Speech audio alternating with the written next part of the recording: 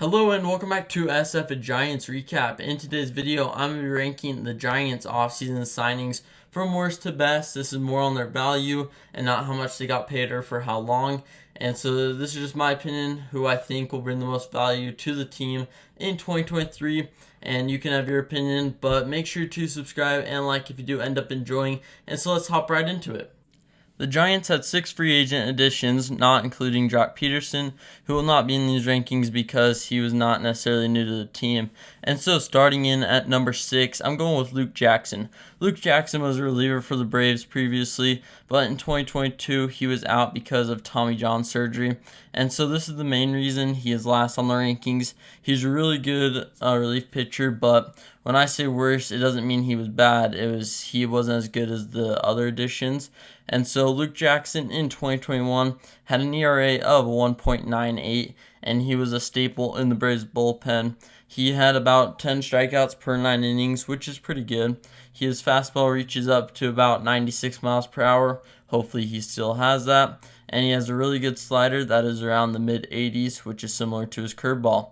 I think this is a great signing by the Giants, but I think it is also risky because of the injury that he had. The signing that I'm going with at number 5 is Sean Manaea. Sean Manaea had an ERA of 4.96, which isn't where you want it to be if you're the Giants, but he was an inning eater, pitching in 179 innings in 2021 and 158 innings in 2022, and innings equal out, so he's still good to have at the back of the rotation.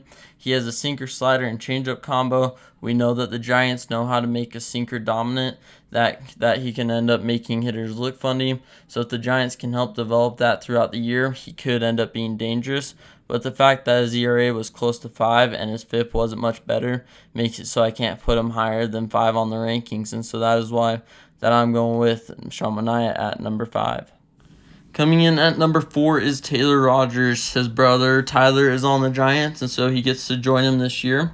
Similar to Manaea, his ERA was at 4.76, but his FIP was almost 1.5 points better, which can tell us more of the story of how last season went for him. In 2022, he averaged about 12 strikeouts per 9 innings, and I also think that this signing combined with Luke Jackson was pretty smart because you bring in a strong over-the-head righty with a lefty who has more of a longer release from the side.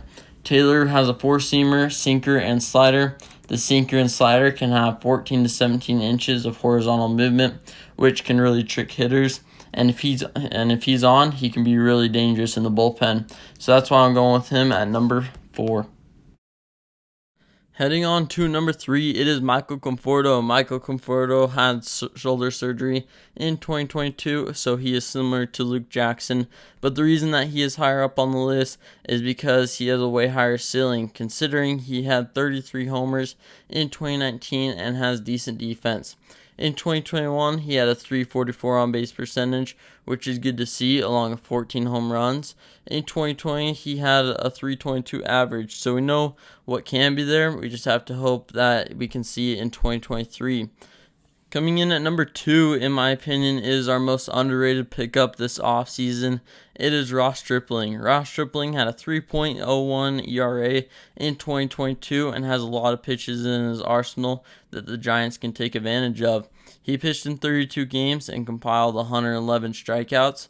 His slider has up to 59 inches of drop, and to give you some perspective, Carlos Rodon's curveball had 55 inches of drop. And so I think while some of the players will get better this year, I'm afraid Stripling may regress, but I still think he'll be better than most of the other additions. So we can hope to see more from Ross Stripling and see what he did in 2022 and move it on to 2023. Last but not least, at the number 1 spot, I have Mitch Haniger. Mitch Haniger might not have had the best year last year, but he still posted a .736 OPS, and we can't forget that in 2021, he had 39 home runs. So yes, he does have power, and this is the main reason that I'm put him at the number 1 spot.